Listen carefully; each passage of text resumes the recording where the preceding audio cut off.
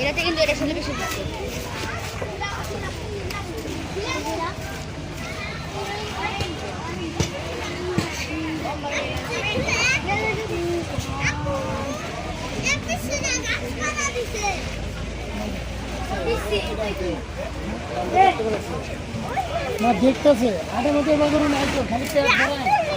পিছলাই পড়ে যাচ্ছে মান সমান সব যাবো।